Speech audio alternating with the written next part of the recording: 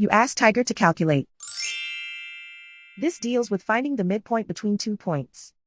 The midpoint between the 2 points is negative 17.5, 49.5. Let's solve it step by step. Plot the 2 points and calculate the midpoint using the formula. The coordinates of point 1 are, x1 equals negative 94, y1 equals 81. The coordinates of point 2 are, x2 equals 59, y2 equals 18. PM represents the midpoint of the 2 points.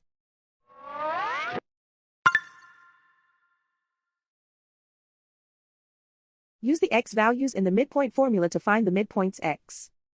x1 equals negative 94. x2 equals 59.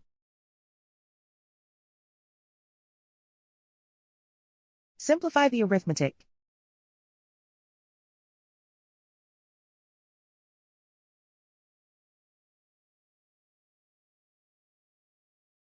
Use the y values in the midpoint formula to find the midpoints y. y1 equals 81.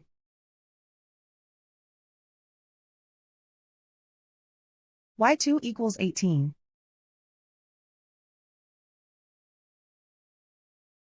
Simplify the arithmetic.